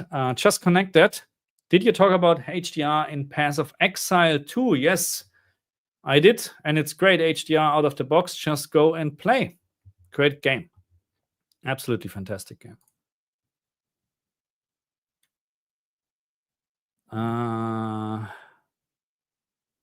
No, that's not what I said. HDR on the LG G4 creates a dim picture, while DTM is definitely a tad too bright in some content. I'm not sure what I could. So that's not what I said. So it's not about HDR. It's about how the game is actually done. HDR is working flawless on the G4 and even better than on the G2 because the peak brightness is increased. So it is better, okay? But games like Indiana Jones, they have, by standard, set to a too low average picture brightness. That's not the fault of HDR, not at all. If you would do this in a better way, then HDR would look absolutely fantastic, and it does. As soon you increase the brightness setting in Indiana Jones from, let's say, 15 to 20, maximum 20, maybe 25, if you really like it very, very bright, then HDR is doing a fantastic job. So no problem at all. Romanian currency. And here, I think, is his question. Would you guys recommend a QD OLED or mini LED QD OLED? Oh, for specifically SDR content. Which one would be the better brightness TV? Oh, okay. Well, but here's the thing. I would not use SDR on these TVs because you're paying for HDR. You're paying for that brightness, for that higher color vibrancy. Now, a lot of people want to use SDR. They want to use SDR, max out the brightness, max out the color, so that's not SDR anymore. And it just looks, it's gonna look wrong. Okay. If you like it, use it. I would prefer that instead of using accurate SDR. Okay, because accurate SDR is not going to take advantage of the capabilities that you pay for. You pay for more brightness and more color, and now you're nerfing that for the sake of accuracy. I will always, for all content, use HDR on these displays. It is like having a Lamborghini and never letting it run. You just go 60 miles an hour. It's not. It's a shame. So I can't recommend a LCD TV anymore. That's how it is. I know about the issues with LCDs. But if you, I don't know, if you maybe have a very bright room, maybe that's where you're coming from, and maybe they are really just SDR games what you're playing. But even then, it doesn't make difference. The technology, OLED is just better. QD OLED is just better than any LCD TV. Any cheap OLED TV is better than any LCD TV. That's my opinion. But yeah, and Errol is right. If there is an option, nowadays you can't actually avoid. So if you watch some movies or something like that, unless you use an external device, you can't avoid that the TV is using HDR if there's HDR content.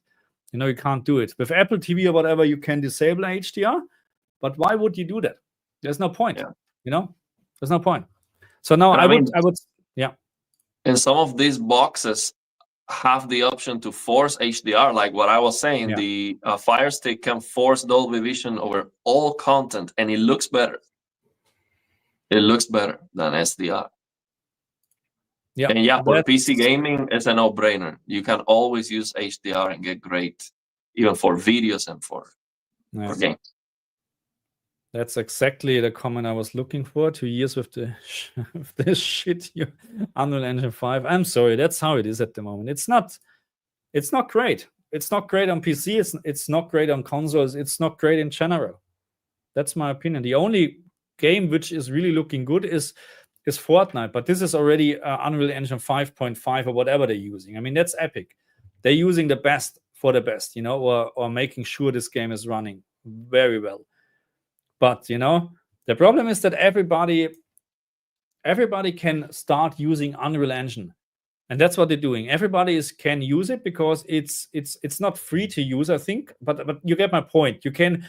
It's an engine you can download and start using. Okay. So all what you need to do is a little bit practice to know how it works. Everybody can do it, but that's a problem as well, because you put so many things in which you think, oh, this looks great, but at the end the product is not great because you don't know how to use it in a proper way. And we have so many engines out there which are superior over Unreal Engine 5, in my opinion.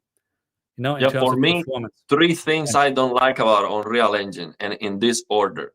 One, of course, stuttering. That's immersion breaking. If a game stutters, I don't think it should be. You should be allowed to sell that because you're selling a broken product. That's my opinion. If a game stutters, it doesn't work. That's just what I think. So then, second, it would be, of course, bad performance. Performance is very bad sometimes for what you're seeing on screen. And then it is blurry.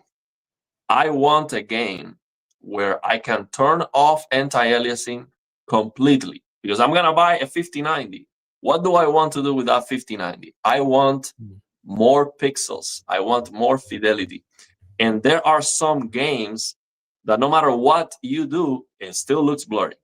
It doesn't matter how many pixels you get. So you are killing the future potential of that game, because you have a game that will never look right. It will never look sharp and awesome in motion too. I want a game that I can turn off anti-aliasing and it doesn't look completely broken. And Unreal Engine is not it. It will always look broken if you turn off anti-aliasing.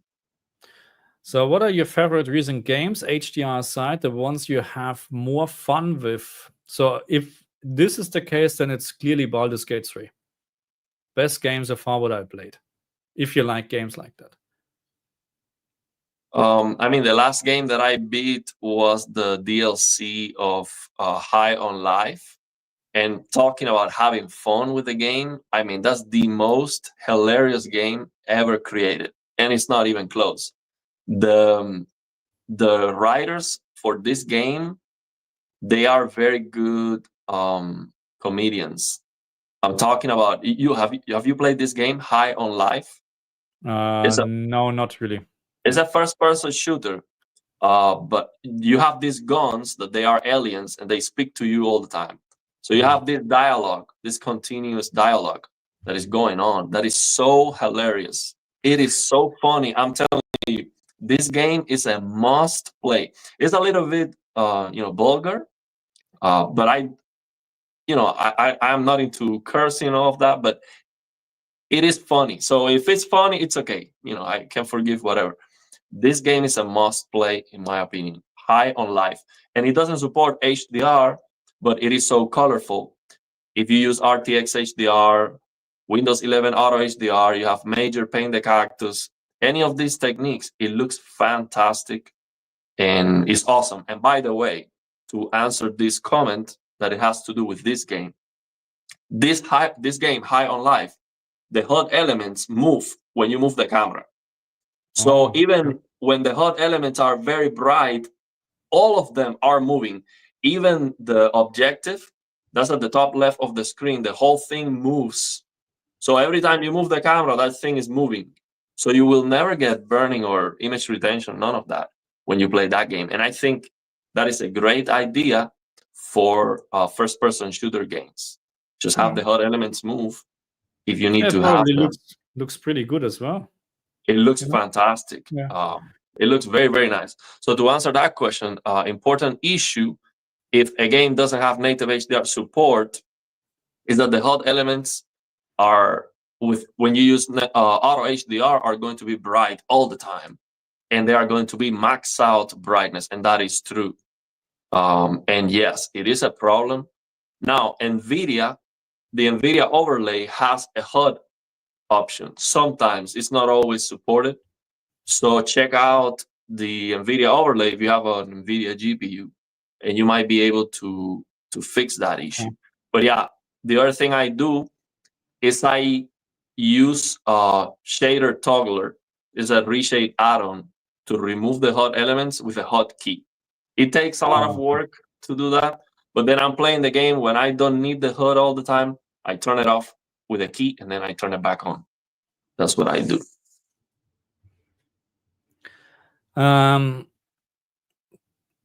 There are, where was it? Now I found. Oh, here, this one. Best HDR game, I think it's Final Fantasy 16. What do you think, Gaming Tech? No, it has decent HDR, yes, but no, I don't think it's the best game. Probably because I'm not a big fan of Final Fantasy. But it has decent HDR, no doubt about that. But was it actually released this year as well? Can't remember. It's a year. I'm not sure. The Final Fantasy games there are so many of them. 14, 7, 16. I don't know where they are on the series. I've never played them. The last Final Fantasy game I played was 7 on the PC, and the HDR was not working because the game had an issue with full screen or borderless. So when you turn on HDR, it was actually not working. It was like a weird bug. So yeah, but I don't know about that one. So what about Alan Wake 2? Yeah. I don't like this. I don't like the way this game looks at all, man. It's especially the color grading is washed out to me, in my opinion. It looks green. So the first the main game, let's call it like that, has pretty good HDR black level floor on spot, but they're not using the maximum peak brightness of your screen in most of the specular highlights, which the contrast is not as great as in other games. If you like it or not, that's how it is. I tested the DLCs, both, and they are done by a different developer, and they are really bad in HDR. They're really, really bad. That's why I haven't done a video about this, actually, because I would just trash it. I don't understand why you come from really good HDR, actually, apart from the specular highlight thing, to a very bad HDR. I don't know why, but yeah, Alan Wake 2 is good, but not the best. Someone is asking if you can force HDR on the LG G4 for YouTube.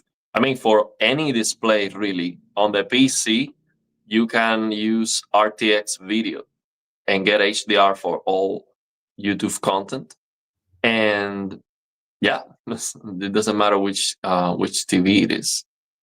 If you are on the PC with an NVIDIA GPU specifically. Yeah. So Yoris is asking, I have my PC hooked up to my TV, and so it is used as a monitor. Great choice, actually, because I'm doing the same here. And using for hours each day. Is it safe to use an OLED for this, or would that cause burn-in? I have 3,000 hours of usage yearly. I mean, what I'm doing is, first of all, I'm hiding my taskbar all the time. Is basically you like to avoid static elements, okay, all the time, because especially we use this as a monitor. This is what you should avoid. And then I have a screensaver in it. So after 1 minute not doing anything, when you leave the room or whatever, the screensaver kicks in. So that's what I'm doing. But the rest of the time, I use it as normal. If I have to edit a video for 2-3 hours, then I have static elements for 2-3 hours. That's how it is. I don't care about this anymore. There's no problem. They're selling now more and more OLED screens for monitors. And do you think there will be? So the very annoying thing what I found with my OLED screen what I have is maybe every 2 hours or whatever the screensaver likes to kick in. It really likes to do a pixel refresh, whatever. So that's the safety or feature what they have now in place. Because you're playing for 2 hours or whatever you're doing, and the monitor says, "Oh, I don't like to have static elements. Let me do a pixel refresh." That's a little bit annoying, but and it starts doing it. Well, no, you can't. You can avoid it, by pressing buttons. But it tells you, "Hey, we want to do a refresh." You have to say, "No, not now." Yeah, I'm using you. Yeah, but no. So just use it. So it's this one with the Game Awards in 4 days. Do you, champ, have a prediction for the winner, or which game would you like to see a win? Yeah, good question. I mean, yeah, for me, the Elden Ring DLC. If it is nominated, I think it's not even close. Shadow of the Earth 3 is. I mean, I think it's not close, but I don't know. Maybe it doesn't win. But if they nominated a DLC, it's because that's what they, of course. I mean, I think is the best. I don't know. I have. The problem is, I'm not. I have different opinions about games. Also, I played Baphomet's Fluch. That was released, the remaster, remake, or whatever was released on PC and PlayStation. Those games are click and point adventures. I love them. So that's why. But this is not for the mass. You know what I mean? No one plays those games, so I don't know. What I would like. I don't know. Really know. Imov is asking me, Ariel, what if they release a 2000 nit Samsung next year with glossy? What would you do with the S90D? No, I'm gonna keep the TVs. I don't like to sell. If I get something else, it is one more TV. I'm not thinking on selling anything. So the thing is, if it is 2000 nits, what they are giving you, if you go to the service menu, how much is that? Because for 2000 nits, I would not buy another TV. But if it is 4000 nits, if you go to the service menu and you get 400 nits full screen, yeah, that's an upgrade. But now I'm going to be looking for more hertz. You see, if I get another TV, it has to be 240 hertz. And hopefully it has Game Motion Plus from 60 to 240. That would be awesome. I will buy that day one for sure. Just going to the comment sections.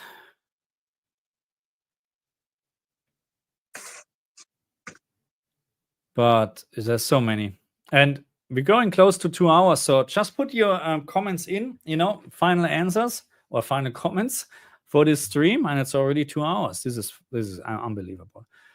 This is just bloody. So we're going to crown Indiana Jones then? How is the so Indiana Jones is 50%, Horizon Zero Dawn Remaster 33, Elden Ring 12, and now Rest for the Wicked down to 5. I'm very disappointed with the audience. No, no, that's how it is. I mean, Indiana Jones is clearly an absolute fantastic HDR game. So I think that, the problem is probably we're looking at games in general. We need to, if we would really just look on the HDR implementation, that right now Indiana Jones can't win at all because we have the issue with DLSS, at this very moment. And then I would not say Indiana Jones is the best, to be very honest. But I prefer different styles. That's the thing. But people like it. And again, it's great. Indiana Jones in general is great. I like the game. Yeah, the thing is, it is so hard to find a game that just works and you don't have to fix anything, and it's awesome. And that has to change, man. I hope 2025 gets better because OLED TVs are mainstream and OLED monitors are mainstream. Yeah. The prices for OLED monitors drop dramatically this season. So I hope developers start to care more about HDR. Yeah, I hope that we see proper brightness in HDR monitors as well. Because so far, I mean, correct me if I'm wrong, but I was looking at this Alienware 32-inch TV. So a screen monitor, the curved one, which I really like. I like to have a curved one actually here. But the HDR brightness is not good at all. It's not good at all. I don't know how you can label this as a HDR monitor. It has a QD OLED panel, but the HDR brightness, I think, is 400 or 500 nits. That's what it is. It's not good at all. It's not good. And you pay $1,500 Australian dollars. $1,500 Australian dollars for a 32-inch. I paid $2,700 for the G4. So of course it's more money, but it's a 65-inch with 1,500 nits maximum peak brightness. That's the thing. I mean, monitors are terrible value in comparison with TVs. It is getting better now, but definitely they are not as bright. Sometimes they do have higher full screen brightness. Sometimes, but the peak brightness is bad, and also they don't have white. A lot of them don't have white balance adjustment at all. When you turn on HDR, you have no settings whatsoever. So if the calibration of the monitor is kind of messed up, you cannot fix it. So the out-of-the-box experience on screens is sometimes really terrible. And here you have this, with the all Samsung or LG, it really doesn't matter what you buy. You put on now, as the LG G4 is on the spot. There's nothing I need to do. Literally nothing. So the only thing with game mode, what LG needs to change is they have to change this to warm 50 all the time. I don't know why they. So the only picture mode where LG is not correct out of the box is the game mode in terms of D65. I don't know why. So maybe some gamers like the bluish tone more, or they're used to it, but it's not the right setting in my opinion. But you can easily change this, but. And one thing I noticed between WRGB and QD OLED is that the cooler color temperature is more bothersome with WRGB. I don't know why. I was expecting the opposite, because QD OLED has blue only, and it has this quantum layer dot. I was expecting quantum dot layer. I was expecting that to be more harsh for my eyes, and not at all. I actually think it is softer for my eyes than WRGB. I was not expecting that at all. Okay, guys. So, any last wishes before I'm going to eat something? And Ariel is going to bed. It's late for him. No, it's actually 6:52 right now. Okay. Yeah. Still have some time. That's good. So then it's dinner time for you. For me, it's lunchtime or breakfast, actually. Nice. Well, it was nice to be here again. As always, absolutely fantastic. And so for next week, hoping to finish starting actually to record my G4, G2 CX video, and then G4 versus S95C. Yes, that's what I like to do. But there's always something, in the.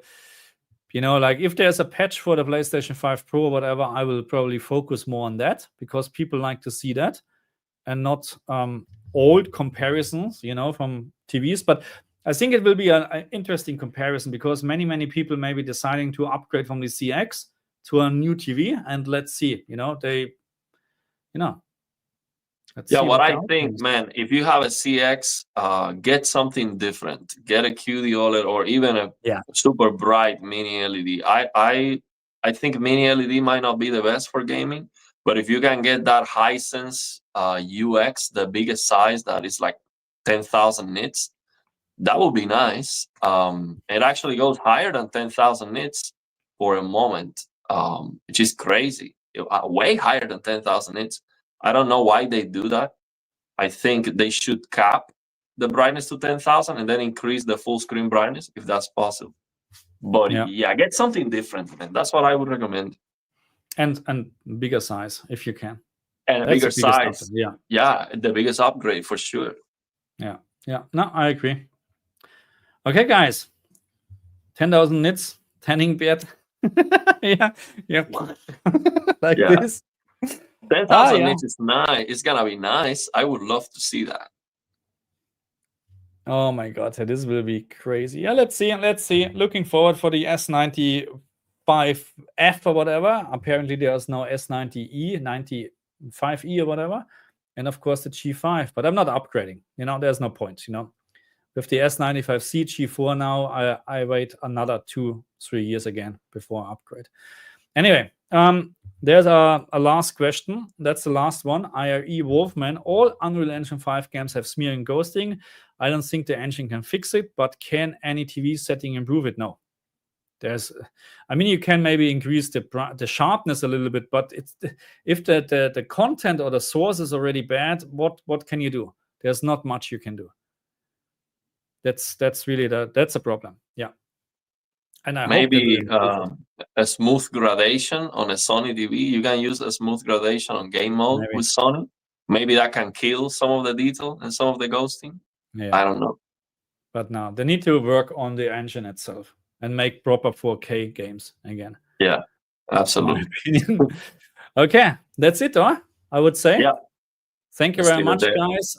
We see you next Sunday, of course. And the winner is Indiana Jones. Indiana Jones? Indiana Jones, yes, okay. Absolutely. 50% Indiana Jones, okay?